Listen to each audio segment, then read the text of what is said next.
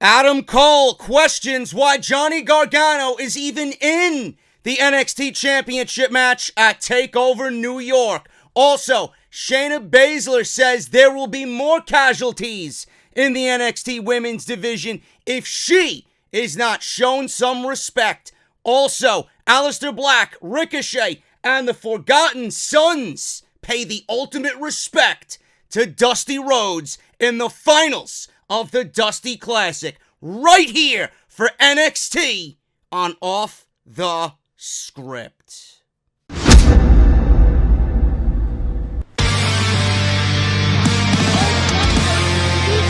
Delete! This is mine.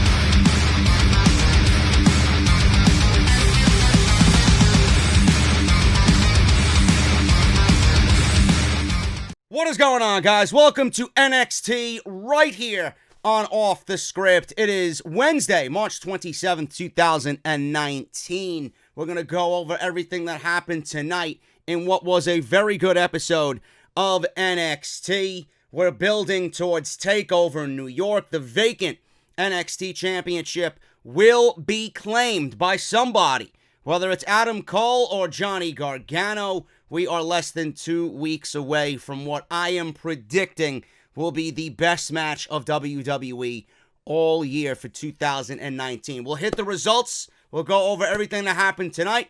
But as always with NXT, I got news and rumors right here on Off the Script. Before we do that, you guys know the deal. Follow me on social media, man, at JD from NY206, both on Twitter and Instagram. Follow me on Twitch, JD from New York. Hit that subscribe button down below. Turn on that bell for all notifications. And if you guys want to support the podcast on Patreon, patreon.com/JD from NY206. Make sure you guys go get your JD's Elite t-shirts right now exclusively on bonfire.com. Link is down in the description of this very video towards the top. Make sure you guys go and get it. The only place you can get it is on Bonfire. Thank you for everybody going out and getting a t-shirt. Thank you to everybody that tweeted me your t-shirts, either you wearing it or you telling me that it was just delivered, man. I really, really appreciate it, and I got the best fans anywhere in the community, man. Bonfire.com, link is down in the description of this very video. If you missed this week's videos, Monday Night Raw, you guys know how terrible it was. I don't know what the fuck they're doing over there as far as WrestleMania goes. I can't fucking stand it. It is god-awful.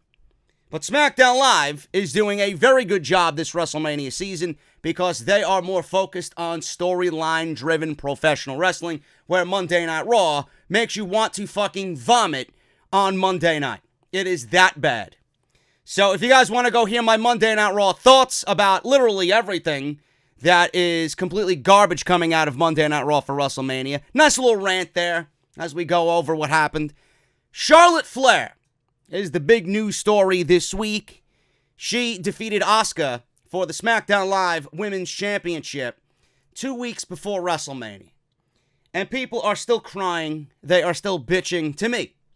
I've been called a hypocrite. I've been called a fucking idiot. I've been called an asshole. I've been called a moron. I've been called all these things. And apparently I can't change my opinion on anything without being called a hypocrite. As if I could wave my magic wand and make everybody enjoy what we're watching on Tuesday night. I don't understand you fucking people. I really don't. Not the majority of you, just a select few that don't have a fucking functioning or working brain. You can't even fucking... You can't come up with a concept that I clearly went over and understand that it's the right thing to do. You can't understand it, and I don't know why. You got the red pill or you got the blue pill, okay? Asuka, I know, was fucked. I understand this. I understand that there was a fatal 4-way advertised for Asuka's WrestleMania opponent. I understand that Asuka is not going to be in a prominent role at WrestleMania. But coming out of the Royal Rumble, what the fuck has the woman done to even make you interested in watching a WrestleMania match? Better yet, out of the division that you see right now, how many credible opponents are there on the main roster out of SmackDown Live that you would want to see Asuka defend the title against at WrestleMania? I'll give you the answer. 0. 0. Like I mentioned, you got the blue pill or you got the red pill. You take one or the other.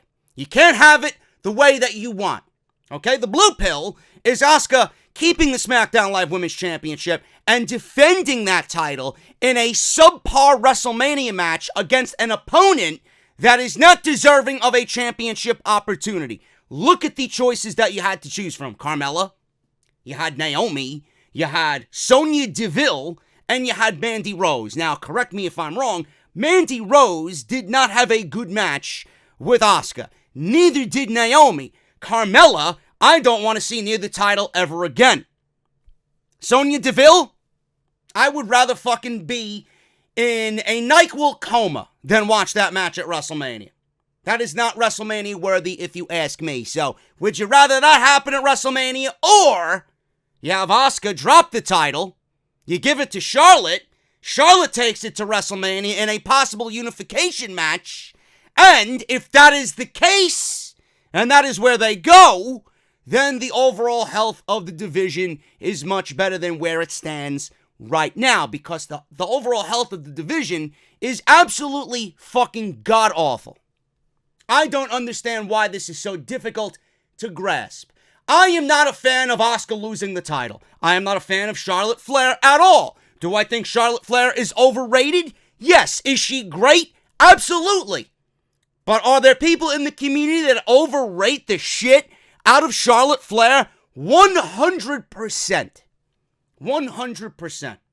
Now, the one thing that I mentioned on SmackDown Live is the fact that you should not be upset at me, but you should be upset with WWE Creative, because this decision, and I don't know if this is fact, but I'm sure it is, this decision was more than likely a last-minute decision. This decision was made 2 weeks, less than 2 weeks, before WrestleMania. You should be questioning why this wasn't done earlier. This was always the right decision. The execution of it was bad. It shouldn't have happened on SmackDown Live. This should have happened at Fastlane or before. So Charlotte is already in the triple threat match. This could have been a way to get Charlotte into the triple threat match without having her just be appointed by Vince McMahon. So, on top of what we've seen, she was appointed and then given the SmackDown Live Women's Championship. That's why people are so upset. Is she the female Roman Reigns? Does she get everything handed to her because of who she is? Yes and yes. I understand your grievances. But if this is the choice that we have to go with, 1, Asuka defend the title in a meaningless match at WrestleMania and miss WrestleMania, or we get Charlotte Flair having the title and this unifies the division, I am all for that 100%. As if these people think Asuka is never going to get a championship match ever again. What would you like me to do? What would you like me to do for you? Charlotte is the queen, literally. She is the queen in Vince McMahon's eyes. What would you like me to say? I am not the one to blame here. I only merely sat here and predicted what would happen. And I have to be blasted with insults as if I wanted this to fucking happen. This is the best for the division as a whole. Question why this was done so late and not earlier, like at Fastlane. I don't understand everybody's grievances. So, another thing I mentioned, and I don't believe I'm repeating myself because people obviously have a hard of hearing when they listen to me. It goes in one ear and out the other, or you just don't pay fucking attention. And I would give you an F. Failing. Because you don't listen to me. I'm giving you material for the test, and then you go and do what you want to do, and then you come back to me, and you show me how fucking stupid you are. Simple as that. Simple as that. But another thing is, WWE had all three of these women in the main event of WrestleMania go on ESPN. Charlotte was a third wheel.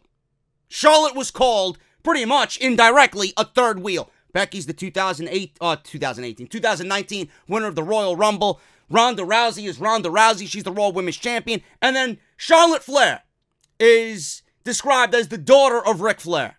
That is an insult to Charlotte Flair. Don't you think Vince McMahon seen this and was like, man, we got to get Charlotte up to the same level as Becky and Ronda Rousey going into WrestleMania? So clearly this was a last-minute decision, no doubt, to put the title on Charlotte Flair. Also, there's a rumor going around for months now that the end of WrestleMania is going to see Becky and Charlotte and the Boston Hug Connection, Bayley and Sasha Banks, all have championship gold at the end of WrestleMania. I would not be surprised if that happens. I don't really want that to happen. I would rather the unification match, and boom, we get a brand new division going into the postseason after WrestleMania. Yes, Charlotte should have defended, or Asuka rather, should have defended the title against Charlotte Flair at WrestleMania. This should have been the overall grand plan for Asuka at WrestleMania. Or Charlotte should have been the champion going into WrestleMania and have Asuka get her win back at last year's WrestleMania. Or from last year's WrestleMania this year. I understand everybody's grievances. It shouldn't be Charlotte in the main event. It should be Becky and Ronda. But this is WWE we're talking about. So please, understand where I'm coming from with all of this. This has nothing to do with NXT. I don't even know why the fuck I'm talking about this. But, man, the comments on my SmackDown Live review, man, it makes you want to pull your fucking hair out because nobody listens to me. I know your grievances. What would you like me to do? I'm not fucking Harry Potter. Moving on. We got news to go over. NXT. Current NXT superstar wants to work for AEW. Well, you don't say. AEW already has a pretty big reputation, and they haven't even had an official event yet. Only rallies. Now, the company might not even own a ring yet, which I joke about all the time, but that won't stop people from finding interest in working for them. While they were in Chicago, the Young Bucks and Kenny Omega appeared on local radio in Chicago. They were in Chicago, I believe, for the Chicago Comic-Con. And Dave Meltzer discussed this appearance on the Wrestling Observer Live, where he revealed that a popular female from NXT wants to work with AEW, and the feeling is mutual. He says, and I quote, "I know that Candice LeRae's name came up, but she's under contract to WWE. I know they want to work with her, and she wants to work with them, but that's the deal." End quote. There are a lot of people who the Elite, the Bucks, Cody, and Omega, would love to have in AEW. Candice LeRae is certainly somebody on the WWE roster that really has not been given an opportunity to be pushed yet. I think her time is going to come soon because I feel that with NXT TakeOver New York, Shayna Baszler is going to get called up. We're going to see a lot of Io. We're going to see a lot of Kyrie. We're going to see a lot of Bianca. We're going to start seeing a lot of Candice, I believe. We're going to see a lot of Mia Yim. So there is opportunity awaiting Candice LeRae. It's all, fall in line. When your time is there, you'll get your opportunity. They didn't forget about Candice LeRae. She's part of one of the biggest babyface acts in all of WWE and Johnny Gargano. They did not forget about Candice LeRae, but I could understand one's frustration being there so long and haven't been given an opportunity yet. So she might want to branch out. Don't know when her contract is up, but I could definitely see her, and being that AEW is located in Florida, I could see her jumping ship if her contract is ready to come up.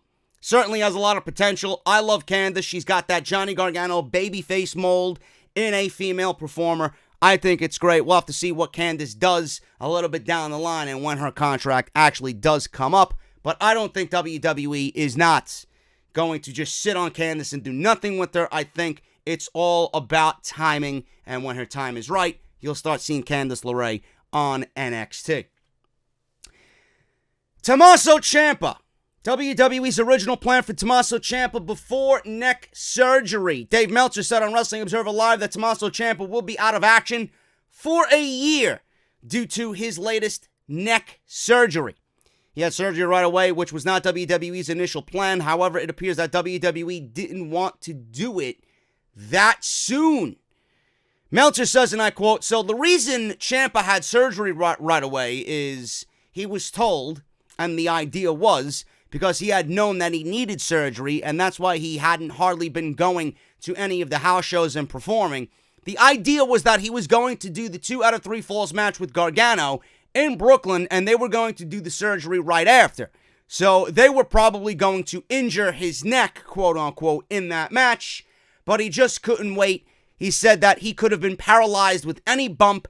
It could have been that bad," end quote. So clearly, Ciampa knows his body better than anybody. If it was that bad, I don't know why they allowed him to wrestle on Monday Night Raw. I still don't understand that. And I believe, if all the rumors are to be believed, with Vince McMahon going against Triple H and not communicating well with Triple H to bring all 4 of these guys up to Monday Night Raw. You remember when Vince McMahon wanted his creative team to go outside the box and book a Monday Night Raw outside the box, which was different than all the other shows that they had booked in 2019? If Vince McMahon is really pulling strings like that and not communicating with Triple H as far as NXT goes, hey, that's sabotage. And if Vince was communicating with Triple H, I believe Triple H would have definitely told him that we need to take care of Ciampa. We got this big main event coming up. We can't risk injury. I would rather not call him up. I would rather keep him on the shelf until the time is right. Let him get through this match. And boom, we can have surgery after this match is over. But that did not happen, did it? Now, Ciampa had to wrestle 2 or 3 times in meaningless matches on Monday Night Raw and SmackDown Live, injure his neck further, and then opt to get surgery. Because he had the Dusty Classic match with the Undisputed Era, and he performed like Ciampa usually performs. So I am not going to sit here and tell you that those reports are bullshit. Because I do believe that some of those reports are indeed true. If Ciampa wasn't wrestling, now NXT was already filmed. If Ciampa wasn't wrestling on Monday Night Raw and SmackDown Live in those meaningless matches against the Revival and the Bar, I honestly think that we would still be here with Ciampa and Gargano at TakeOver New York.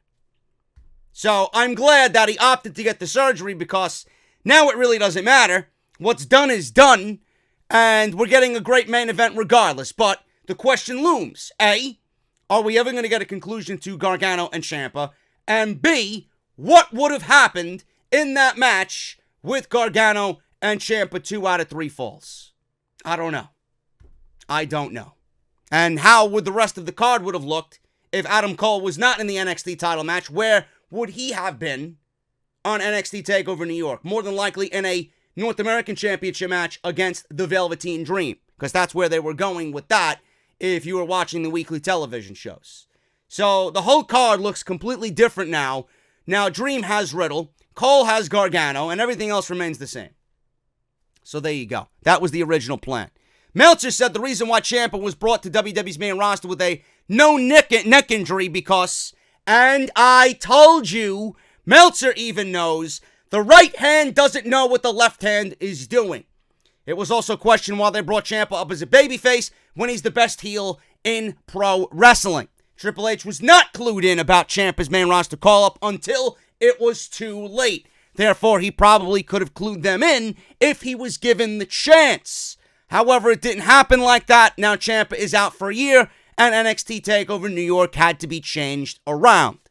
Fuck you, Vince McMahon. There you go. Reason NXT superstars are eager to get called up to the main roster. Mike Johnson noted on PW Insider Elite Audio that NXT superstars are eager to get called up to the main roster. This is in spite of the fact that WWE hasn't had the best track record in using newer stars from No Way Jose to EC3 and Nikki Cross and everybody in between. You guys know I don't need to mention off names. You know who they are. Mike Johnson says, and I quote, they want to make more money. It's the difference between making $125,000 on NXT's roster on the top position to making $300,000, $400,000, $500,000 on the main roster, especially with the Fox deal coming up in October. End quote. WWE's main roster comes with a boost in pay regardless of how a talent is used. Of course, everyone wants to get proper treatment creatively, but WWE's main roster is getting crowded as it is right now. Perhaps some NXT superstars will find amazing success on the top of the Raw or SmackDown brands, but there is nothing to be ashamed of if you spend a decade sitting as a mid-carder while racking up $500,000 a year, says this source. Fuck that! If you sit around for a decade collecting a paycheck when you know you're a main event guy or have the potential to be a main event guy but settle for a mid-card role or a catering role in WWE, you are a fucking idiot. So if you have a contract coming up, are you signing? I think you made your money. Now it's time to go and prove how really good you are, or how great you are in some cases, depending on who you're talking about. I know if I'm in NXT, I don't really give a shit. If I'm living a comfortable life, why the fuck would you want to go to the main roster? What they don't include in this report is that NXT, when they travel, which they're doing a lot more of now, all up and down Florida, is that their hotels are paid for, their transportation is paid for, and those bills rack up quite nicely at the end of a full month of touring. So whatever they're not making in pay, the company is actually paying to house them, to give them transportation, just to have them perform live on the road. That's what they don't mention here, or that's what Mike Johnson doesn't mention here in this report. So really, how good is it knowing that, yeah, the spotlights of the main roster are always what I wanted? Yeah, eventually, but why would anyone be quick to jump from NXT to the main roster knowing the political climate, or the overall climate in general, of Raw and SmackDown is so bad that they don't know what the fuck they're doing on a weekly basis? Why would you do that to yourself? You want to give up something good to be creatively fucked on the main roster for $300,000 or $400,000? I'll pass. I'm staying in NXT because that's where I would love to be. That's where I would love to work. And honestly, they're going to treat you like a professional fucking wrestler down in NXT. So I don't know why. It's always cash or creative. You ain't seeing no creative on Monday Night Raw and SmackDown Live. So you might as well get a little bit of both down in NXT. If you are eager to jump, you're clearly only in this for the money, and you're not in this for you. Seriously. I don't like hearing that shit, man. Whatever. Keith Lee. He's out with an injury. That's why you haven't seen him, and that's why we haven't seen the match with Dijakovic. I got to get used to pronouncing his name the WWE way. Dijakovic. Keith Lee. I love Keith Lee. I think he's great. I don't know how he would fare on the main roster. That's a guy that needs to be in NXT for the long haul. I don't see WWE ever doing anything with Keith Lee on Raw or SmackDown. Keith Lee is very impressive for a guy his size, but he's hurt and he's taking time off to let things heal. Dave Meltzer reports that Keith Lee suffered an undisclosed injury. He hasn't worked a match since the March 8th NXT house show in Largo, Florida. Hopefully it's not that big of an issue, and some time away from the ring will do the trick. Lee was last seen on television as he was involved in a Cassius Ohno feud with Matt Riddle. However, he wasn't featured during NXT's television tapings at all recently, and some people thought this was odd, being that WWE had announced that he was going up against Dijakovic. Now, that was the last time we seen him in the ring, that great match that they had on NXT TV. There was supposed to be a rematch because that first match went to a double countout, but he's been missing, and now you know why. Not much is known about Keith Lee's current injury, but obviously, as soon as I find out, I will let you guys know right here on the podcast. So hopefully Keith Lee comes back and it is not as serious as people are expecting it to be or are scared it could be. Stokely Hathaway, a new signee to WWE and NXT, his WWE NXT name and role revealed. Now, Stokely Hathaway was an employee of Ring of Honor. He did some work in Ring of Honor. He did some work in Evolve. Obviously, I don't know much of him. I know very little of him. He did a lot of managerial work in Ring of Honor. He did get in the ring and perform as a pro wrestler here and there, but he did a lot of managerial work in Ring of Honor and Evolve. I believe he managed TJP while TJP was in Evolve. So they brought him in. He's going to be a manager in NXT, and he reported to the Performance Center. Now, obviously, he's not going under the Stokely Hathaway name. It's nothing new for WWE to change up a superstar's name when they come in from the indies, but they've been letting it slide a little bit more so recently. But Hathaway is no longer his name in WWE. At a recent NXT house show last week, Stokely Hathaway was introduced as Court Moore. He was managing Babatunde, and obviously, if you guys go and look at WWE's NXT's Twitter, you guys will see that he posted something on there, retweeted, and I believe he actually posted something on his social media as well, changed his name and everything. Now, WWE had an idea that they batted around to bring in Court Moore a while ago to manage AOP.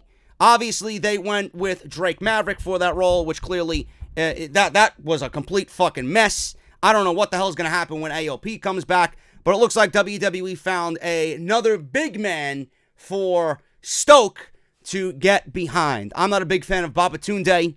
Clearly, I don't know if you guys know who he is. I believe he was in the Greatest Royal Rumble, if I'm not mistaken. Haven't seen much of him on WWE in NXT, but if they're pairing Court Moore or Stokely Hathaway with Babatunde, there may be plans in place for Babatunde. That will only come with time, and we will find out soon. NXT Superstar requests his WWE release. Stacey Irvin Jr. has requested his release just days after it was reported WWE was very high on him. Now, Pro Wrestling Sheet has confirmed that Stacey Irvin Jr. has asked for his release from the company. He is a world-class gymnast with a ton of potential, and he reportedly suffered a concussion and requested his release afterwards. This obviously came from that match with the Street Profits when he teamed with Humberto Carrillo.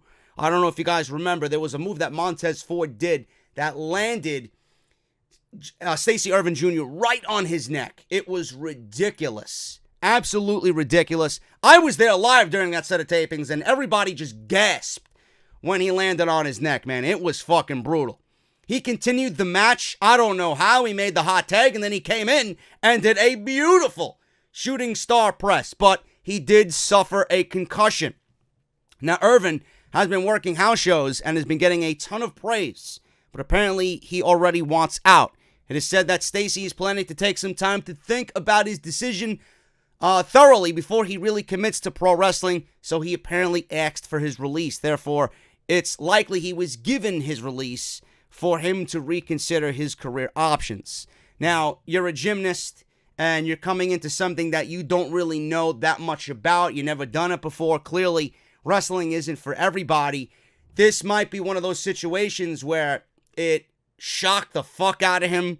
It scared the shit out of him, and he didn't know how to handle it. So right now, he's sitting home contemplating if he really wants to do this or find another line of work. This could be a big blow to any future plans that WWE had for him, but hopefully he does reconsider, seeing how talented he is, because I honestly think that he has a ton of potential in NXT, and he would fit perfectly in NXT. After watching him, I would love to see more of Stacey Irvin Jr. But I can only imagine how that legitimately scared the shit out of him. He didn't know what the fuck was going on. And, you know, I really haven't seen a lot of him. And the first time that I did see him, he almost killed himself. And I don't know how anybody would really handle that. I mean, could you fucking blame him? I know anybody who's not really all that skilled as a professional wrestler, if something happens like that, the first thing that you're going to be thinking is, damn, I want out of this shit, man. So I could probably see that being a genuine feeling on his behalf. So hopefully he's okay. Hopefully, he is cleared and he's good to go and concussion symptoms are no more. But I hope that he comes back because I hate seeing guys that talented not really pursue this pro wrestling deal. And NXT had so many high aspirations on him. Hopefully that continues and he makes a decision to come on back. Recently, WWE signed an NXT superstar, but he won't come to the Performance Center just yet. DJZ has been working the indies and taking dates. WWE is going to let him finish out all of his dates, which is the right thing to do. Then he's expected to arrive in the PC sometime in May as part of their May class.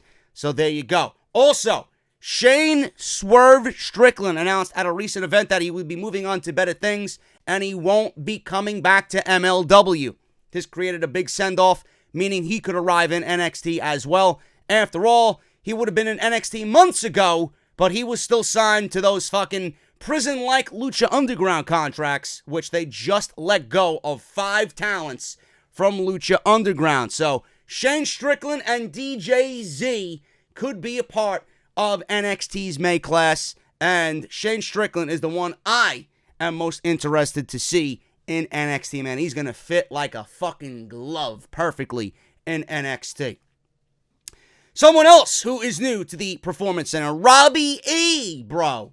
Robbie E. You never know who's going to show up at an NXT house show, and Robbie E showed up this past week at a WWE NXT house show. He is now known as Robert Strauss. He is now signed with NXT and officially arrived at the Performance Center. They couldn't wait to get him in the ring because the former X Division champion made his in-ring debut at NXT Sanford House Show on Thursday night. He didn't wrestle, though. Strauss wore a suit and glasses to the ring and cut a promo while he managed Saurav Gurdwar, I don't know this guy's name, and Rinku Singh. Clearly a bunch of guys that they just threw together because they have similar looks. I have no idea who these guys are. He spoke about building a brand and acquiring elite athletes from all over the world, which is very interesting. It seems like a new stable in NXT could be brewing with Robbie E in front. So there you go. Robbie E is going to be the leader of a new elite athlete stable in NXT. How soon this makes television, I don't know. We'll find out soon. And finally, guys, Rhea Ripley out with an injury. Rhea Ripley, obviously on NXT UK. Ripley posted a picture of herself wearing a walking boot in a selfie, and a lot of fans certainly noticed that she wasn't wearing the same shoes on both feet. Now, Squared Circle Sirens reports that Ripley's foot is injured, but it is not believed to be serious. She's wearing a walking boot. However, she isn't expected to miss much time from the ring. This is said to be a lingering injury for the former NXT UK Women's Champion. Hopefully, she will be able to get it healed up by the time WrestleMania weekend rolls around. Not sure if she's going to be at WrestleMania Access. You know, WWE does a lot of extra during the Access. They feature some NXT superstars, some NXT UK superstars in those little, I don't know if they had, last year they had a tournament. They had a bunch of tournaments during last year's WrestleMania, getting all those extra acts on something so that they have something to do during WrestleMania weekend. So Rhea Ripley might actually be a part of that. And if you are attending Access, you might have the opportunity to see Rhea Ripley and a bunch of NXT UK superstars there. 205 Live, NXT, they all kind of just join forces and they give you some WrestleMania Access house shows there live at Access. So Rhea Ripley out with an injury. We'll see what happens with her, and it is not serious. She should be back very, very soon. Let's hit the NXT results, man. Very good show tonight. 2 weeks before NXT TakeOver New York. This week's Off the Script is brought to you by WrestleRumble.com.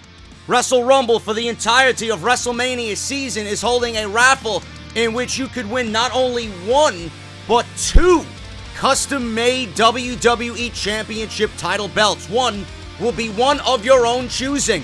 The other one will be a classic old-school Winged Eagle WWF Championship title. The rules are simple. Go to WrestleRumble.com. One entry will cost you $10. Drawing ends on March 31st, and Wrestle Rumble will be using random.org to determine the winner. Once again, you guys have up until March 31st at 4:45 p.m., and the drawing will take place at 5 p.m. that very same day. Once again, that's WrestleRumble.com, and hopefully, one of you listening to Off the Script this month will be a two-time World Heavyweight Champion. I was excited about tonight's NXT because I read the spoilers ahead of time because I was so interested in finding out what was going to happen with the NXT Championship. So when I read the spoilers, obviously we got the Fatal 5-Way last week, and then this week we got the showdown between Johnny Gargano and Adam Cole with the main event of NXT TakeOver New York officially announced. I was looking forward mostly to this because I wanted to see the interaction between Adam Cole and Johnny Gargano and what they would actually say to get us all excited, on top of it being a guaranteed Match of the Year contender. I wanted to see where they would go with the verbiage and the little history that they have between each other in NXT. Now, Adam Cole came to the ring, and he made his intro, and the title was on a podium in the middle of the ring. I was looking at the championship, and I understand that this was during the entirety of the last set of tapings, but I love the fact that WWE kept the nameplates of Ciampa on the title.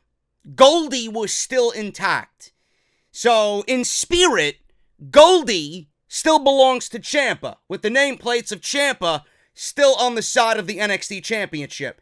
Goldie will have a new home come TakeOver New York on April 5th. So I like that little attention to detail there, where they left the nameplates of Ciampa on until we officially get to New York. They could have easily took the nameplates off and put blank ones on and cleaned the title up a little bit, but I love the fact that it still has the essence of Ciampa on it.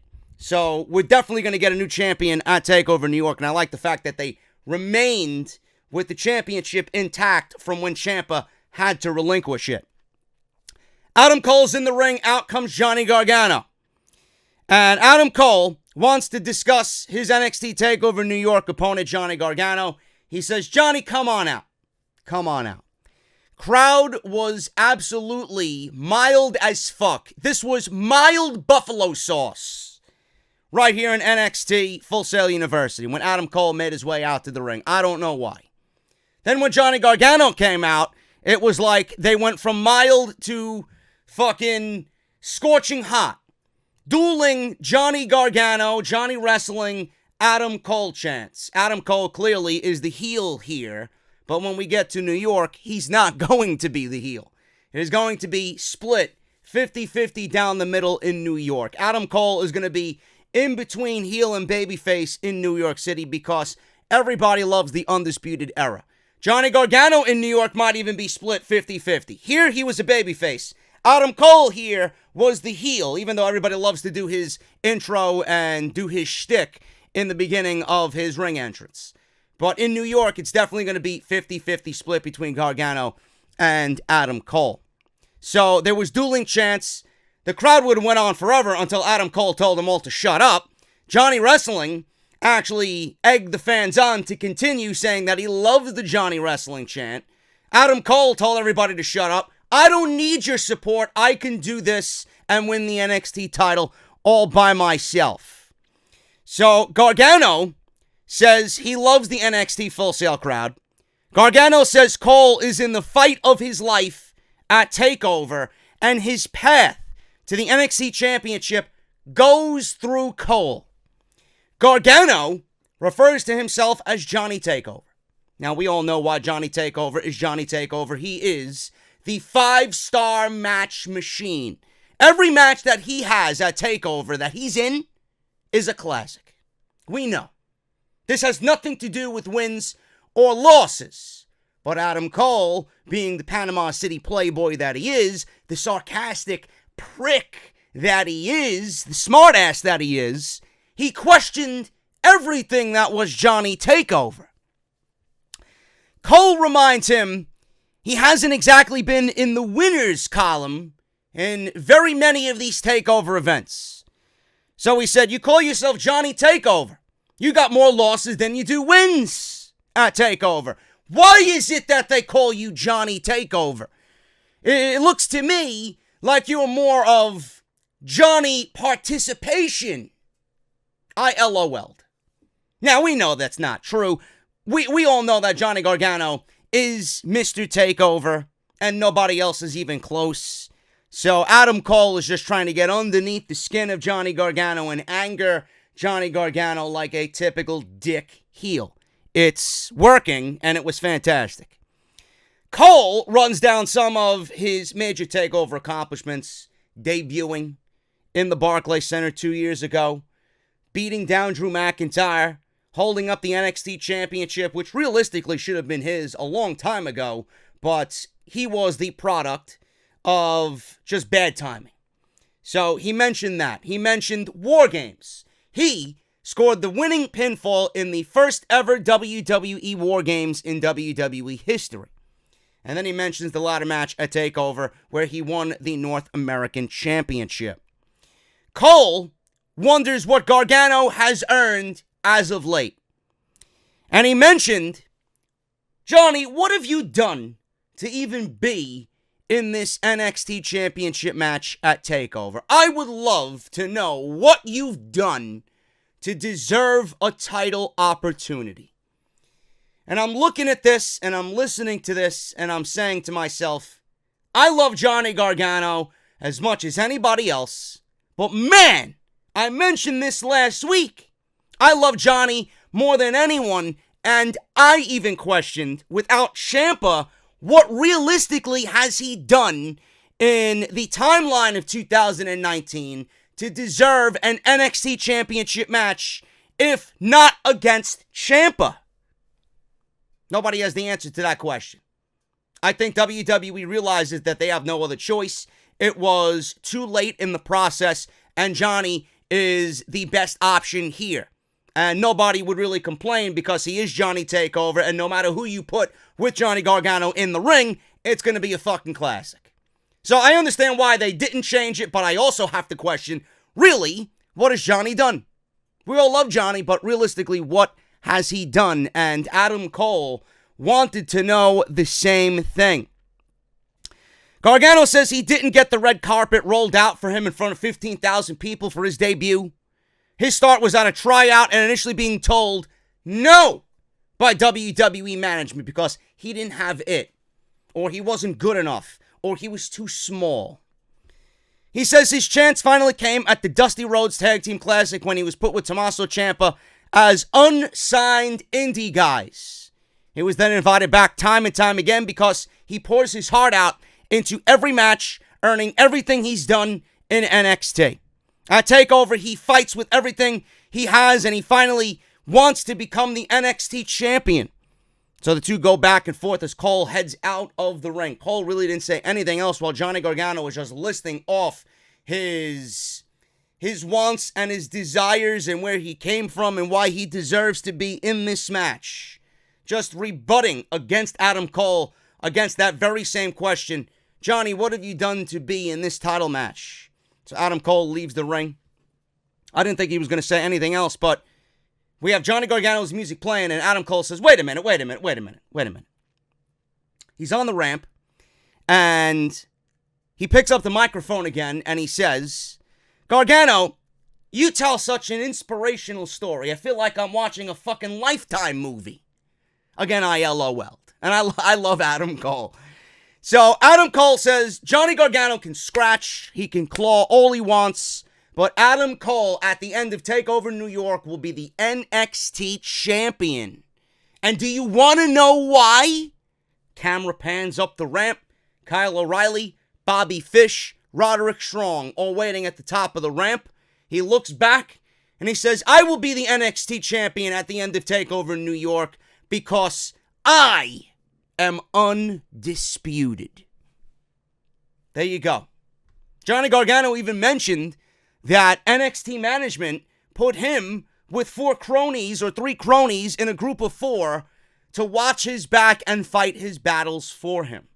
This is a 2 out of 3 falls match. Adam Cole says, this is a 2 out of 3 falls match, and I got these guys backing me. You ain't gonna beat me at TakeOver New York. This was great. I love the intensity of Johnny Gargano. I love the sarcastic nature of Adam Cole, being very cocky and very prick-like, not letting anything bother him, mocking Johnny Gargano for boo-hoo, woe is me, you know, this is what I've done, I deserve it, you're nothing but a douchebag. Adam Cole mentioning, what am I listening to, a Lifetime fucking movie?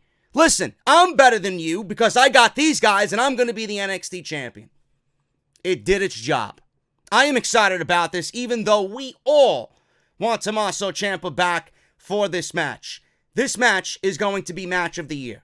I am anticipating a fucking classic. I'm anticipating that New York City crowd to be absolutely insane for this match. That entire show is going to be insane. So hopefully these guys get that crowd at 100% in the Barclays Center at TakeOver. And I'm looking forward to it, man. I can't wait. Olia and Vanessa versus Kacy, Catanzaro, and Lacey Lane. Remember Lacey Lane from the Mae Young Classic. Back at Full Sail University, a Winter Park native.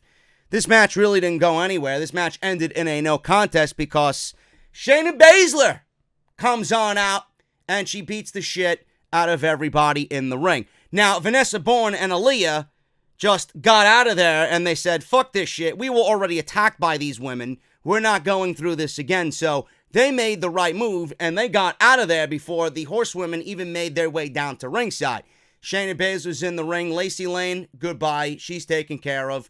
Kacy Catanzaro tried valiantly to fight off Shayna Baszler. That did not happen. She fought off Marina Shafir and Jessamine Duke, but when it came to Shayna Baszler, she got put in the Kirifuda clutch and she was knocked out cold. After all of this chaos, Shayna Baszler goes up the ramp. She gets right in Percy Watson's face. She says, listen to me. There will be more casualties like this if your women's champion isn't shown the respect that she deserves. She got even more agitated. Mauro Ranallo backed away. She stood on top of the table, held the title up in the air, and people booed the shit out of her. Shayna Baszler is great. Shayna Baszler is great. Now, I feel that Shayna Baszler is going to get called up to the main roster. I mean, right now, it's an inevitability. And I feel the more that she continues to beat down everybody, I feel like she's going to get her comeuppance at TakeOver New York. And the more she mentions that, you need to show me respect, I am your women's champion, blah, blah, blah, blah, blah, I am the best, the more I feel that she's going to lose to whomever it is. I honestly think that putting the title on Bianca is right.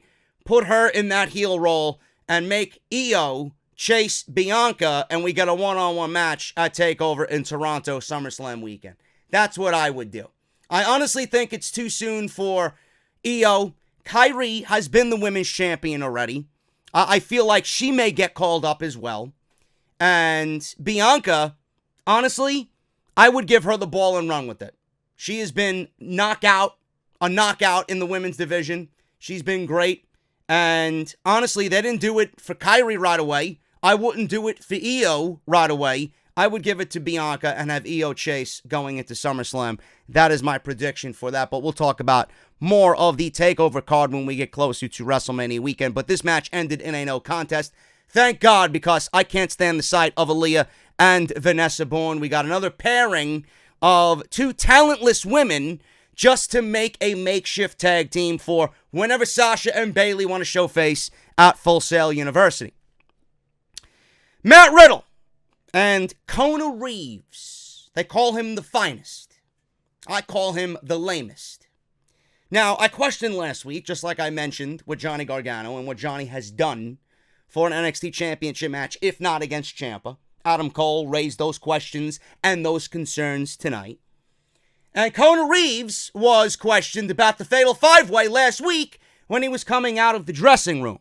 Everybody wondered what the fuck Kona Reeves was doing. Why is Kona Reeves on WWE TV? Lo and behold, Kona Reeves has a match with Matt Riddle. Now, I was thinking to myself, Kona Reeves was on TV for about 3 straight weeks. They tried to push him. He went nowhere. The gimmick was lame. He didn't really show anything in the ring as well. So he goes away for a few months. He's back on television in a promo. He's back in the ring in a match this week. And I'm wondering to myself, if he's on TV, he's either A, has plans, or B, he's gotten a lot better than the last time we seen him. Clearly, they have no plans, and B, the guy has not gotten that much better from the last time we seen him. The lamest, Kona Reeves, used to come out with all the gold chains, right? He used to wear the sunglasses. He used to be all pretty boy-like, and he used to flaunt his money and his riches. He's the finest. He traded the gold chains in for a set of Beats headphones. So now he's trying to channel his inner Tyson Kidd. It did nothing for him. It did nothing for him. The best thing about Kona Reeves is his theme music. The guy has a decent look, but what he did here tonight showed me nothing. And they clearly have no plans for him outside of go out there and make Matt Riddle look good and get squashed in the process. Kona Reeves loses here. Flurry of elbows to the head and a bro mission into the tap out, and that was it. Now, towards the end of the match, I would guess 3/4 of the way through, we got the Velveteen Dream being rolled out by two beautiful women on a purple velvet couch. I thought I was seeing the incarnation of Prince right before my eyes. I'm also thinking that, man, if Matt Riddle wanted to have some extracurricular activities with the Velveteen Dream, man, that couch would look very comfortable as they do what they gotta do. Meaning, you know, puffing the magic dragon, or whatever the fuck you guys are calling it now, smoking some dope, weed, drugs, whatever. Anyway, I love this because it gave the Velveteen Dream a sense of, I'm better than you. You might be Matt Riddle, you might be the submission specialist, but here I am, the Velveteen Dream. I'm sitting here with two women fanning me. I got the North American Championship. I'm drinking out of my gold chalice, right? And I'm just watching. So Matt Riddle got the bro mission on the lamest, and he went up the ramp, and he went to confront the Velveteen Dream, and he took his chalice, and he took a sip of whatever it was in his chalice. It looked like water, but I'm assuming we're to pretend that it's vodka. But he dumped it all over himself. He took the microphone. Velveteen Dream is backing away. Listen, man, I got no problem with you.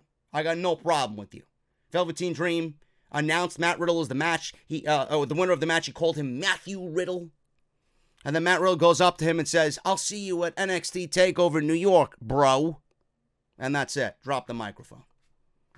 Now, we'll talk about how I feel about this match. This was supposed to be Adam Cole and the Velveteen Dream. A lot of people are predicting Matt Riddle to be the new North American champion. We'll talk about it as we get closer to the preview and predictions. I would not be too quick to pick Matt Riddle to win this match. I honestly think that giving Matt Riddle a loss right now would do nothing for him. It would not set him back at all. Velveteen Dream has not really had an NXT North American Championship match and a defense under his belt. Neither did Gargano, and that didn't stop WWE from taking the title off of him and putting it on the Velveteen Dream, so they could very well do the same thing for Matt Riddle. But, I honestly think Matt Riddle is going to be above the North American Championship much sooner rather than later, and the Velveteen Dream really isn't going to factor into the NXT Championship title picture. Why would you take the title off of him so soon? That belt was made specifically for guys like the Velveteen Dream. And the Velveteen Dream holding that North American Championship, this is WWE's version in NXT of the Intercontinental Championship. So I honestly think that that title needs to be brought up to a certain level of prestige, and hot potatoing the title back and forth is not going to do that. So I honestly think that a lot of people saying Matt Riddle is the future, Matt Riddle is going to be a mega star, Matt Riddle is going to be the North American champion, I would say slow down and think about who needs it more. Matt Riddle's already a made man. Everybody feels the same way. Everybody loves the Velveteen Dream. But Velveteen Dream, more times than not, in these types of situations and in these types of matches at TakeOver, normally is on the losing end. I would like to see him come out on the winning side of things and bring some prestige to that North American Championship. So we'll keep an eye on that going into TakeOver New York. Kairi Sane and Bianca Belair was announced for next week. That should be a great match between two of my favorites in the women's division. Main event, Alistar Black and Ricochet versus Wesley Blake and Steve Cutler of the Forgotten Sons, the finals of the Dusty Rhodes Tag Team Classic. This was great. This was great, man. I tell you, this is how a tournament is supposed to be done. I loved how the Forgotten Sons were treated in this tournament. They were the MVPs, even though they lost. In the overall grand scheme of things, they were in the finals and they lost. They're not going to take over. I'm looking at the Forgotten Sons as a winner after tonight. They were portrayed as the best tag team in this tournament. There are no Alistar Black and Ricochet, but also you got to think of it when it comes to TakeOver. Who do you want in there against the War Raiders? You want Alistar Black and Ricochet, who've been teaming for the last couple of months, or do you want the Forgotten Sons? Obviously, you're going to do what's best, and you're going to go with the bigger names. So clearly, that's why the Forgotten Sons are not going to take over New York. That takes nothing away from what they did here. I shit all over the Forgotten Sons. I was not a fan of their gimmick. I didn't even know what the fuck they were about. All I looked at when I seen these guys was another Sanity. I seen death in their future if they made the main roster. They'd end up like AOP, they'd end up like Sanity, and everybody else that got called up in the tag team division from NXT. The Ascension, right? Remember them? I don't even know if they're still employed. Who else? Heavy Machinery is on their way to being irrelevant. So you could put them in that category. So the longer they stay in NXT competing at this level, the better off they'll be. This entire tournament was fantastic. And the Forgotten Sons, in my eyes, they grew on me because of this tournament. I love it. They're the MVPs of the Dusty Classic, in my honest opinion. Now, Ricochet and Alistar Black did their thing in the beginning of the match. They were, just doing their usual shtick, the flips and the dives and the show-off maneuvers until the match finally got underway and Ricochet was beat down on the defensive, looking for the hot tag on Alistar Black. So, there was a lariat taking out Ricochet. So, Black comes in with a springboard Meteora. Ricochet tag back in, back and forth strikes. They go at each other. Ricochet finally hitting a twisting vertical suplex. Now, I don't remember who this was on. I believe it was on Wesley Blake. They were going back and forth, back and forth. There had to be at least 6 attempts at a vertical suplex until Ricochet powered Wesley Blake up, who is the much larger man of the two. I heard Caleb Braxton during the ring introductions announcing Ricochet at 190 pounds. I did not think he was that light. He doesn't look it at all. I honestly did not look at Ricochet as being 190 pounds. Alistar Black is 215 pounds. And my sick and twisted mind was thinking, man, what if Vince McMahon looked at them and put them both on 205 Live? Unbelievable. How many of you would hate Vince McMahon even more if he made that type of decision? So anyway, twisting vertical suplex, Ricochet finally got Wesley Blake up. Ricochet heads up to the top rope, looks for a Phoenix Splash, rolls through, lands on his feet. He sends Blake out to the floor. Cutler stops him, climbs back up to the top rope. Blake heads to the top rope and looks for a reverse Rana. Ricochet flipped through and lands on his feet. Full Sail standing up, giving him a standing ovation. Wesley Blake looks around, turns around, and sees Ricochet standing on his feet. And Ricochet did one of these numbers. And I got the vision of fucking Newman in Jurassic Park sitting at the desk. That fat fucking slob. He went to go get a fucking soda, quote unquote, but he went to go steal the embryos of the dinosaur eggs. So he closed off all the fucking alarms. He shut off all the alarms and the security cameras and the phones in Jurassic Park. They went into his computer and he's got this fucking meme of himself on his computer. You didn't say the magic word. I love Jurassic Park. I don't know why I thought that, but Ricochet did one of these numbers and he was looking right back at Wesley Blake. So, Alistar Black tags back in, hits a kick to the head. Ricochet then with a knee strike. Black, blah, blah, blah. Black with another kick Goes for a pin. Cutler ends up shoving Ricochet right into the pinfall and breaks all of that up. Ricochet and Cutler end up brawling on the outside. Black is rolled up, only a 2 count. Backstabber, elbow drop from the top rope by the Forgotten Sons. Beautiful move. They reminded me more of the Revival the more that they advanced in this tournament. This was classic tag team wrestling by the Forgotten Sons, man. You got to give them credit. Cutler leaped off the top rope with that, and that elbow drop almost got the job done. Blake hits a double knees into Black's stomach, goes for a pin. Black's foot was on the rope, but that fucking goon on the outside, Jackson Riker, shoved Black's leg off the bottom rope. Referee seen it, threw him out at the end of the match. This sent the Forgotten Sons into a fucking frenzy. They were pissed off, and this was the turning point of the match. So Black hits Black Mass on Wesley Blake. Ricochet tags in, finishes Blake off with a 630, 1, 2, 3, and the team of Alistar Black and Ricochet win the Dusty Rhodes Tag Team Classic. They will go on to face the War Raiders for the NXT Tag Team titles at TakeOver New York in a match I am probably looking forward to second most out of everything on that show. First is Gargano and Cole. This next one is going to be the tag team titles, and then I would probably lump the UK title in the number 3 position, because I would love to see what Pete Dunne and Walter do in front of that New York crowd.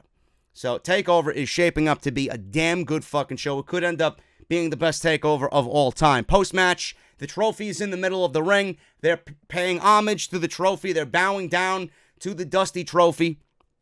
And out come the War Raiders. They head down to the ring, and Ricochet is mentioning that they're going to take the tag team titles, and the War Raiders do nothing but hold the championships up high above their heads because they are the NXT Tag Team Champions, and that's the way they close NXT this week, man. It was a very good show. Love the open. Love the close. I love the interaction between Matt Riddle and the Velveteen Dream with the sight of him being rolled out on the purple couch. I thought that was awesome. So NXT did its job this week. We got one more show before TakeOver, man. Next week is the go-home show. Can't wait to see what they produce right before TakeOver New York. Let me know what you guys think down below of NXT tonight. What was your favorite part? Are you excited for Adam Cole and Johnny Gargano? Let me know down below in the comments. Follow me on social media, man, at JD from NY206. That is on Twitter and Instagram. Make sure you guys follow me all over social media. Hit that subscribe button. Turn on that bell for all notifications. JD from New York on Twitch, if you guys want to follow me on Twitch, if you enjoy the video game thing. Patreon.com/JD from NY206. Thank you so very much for everybody on the Patreon side of things. Bonfire.com, the exclusive home of JD's Elite. Link is down in the description of this very video if you guys want to go get yours today. Also, you guys know the deal about Hooters. Make sure you guys RSVP down in the comments below. We have almost 70 confirmed for this meet and greet, man. It is going to be a fucking barn burner at Hooters, man. 155 West 33rd Street, New York City, right across from Madison Square Garden. Friday, April 5th, right before TakeOver New York, 1 to 4 p.m. Hooters of Manhattan, across from Madison Square Garden. If you missed Monday Night Raw and SmackDown Live, both were uploaded last night, yesterday afternoon, individually. Make sure you guys go and check that out. I have a great open for Off the Script plan this Friday. You do not want to miss it. Hopefully it shuts up all of you fucking Asuka and Charlotte idiots out there, just to fucking give you guys a glimpse of what I am going to be talking about. You guys can go watch that SmackDown Live review. I'm going to touch on everything that you've seen in that video. Also, Monday Night Raw and the terrible side of WrestleMania coming out of Monday Night Raw. Also, you guys know the deal, man. Harrys.com/script for your free trial. Make sure you guys go and get your free trial today.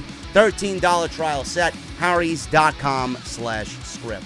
I'm getting out of here, guys. Thank you so very much for everything. I will see you right back here. I should have an OTS extra on some All Elite Wrestling. Got some AEW news tomorrow afternoon, so look forward to that. And then Friday, I will see you right back here for a new weekend of Off the Script. Hit that thumbs up. Let's try for 1,000. And I'll see you right back here tomorrow with more content right here on the channel. I'll talk to you guys later.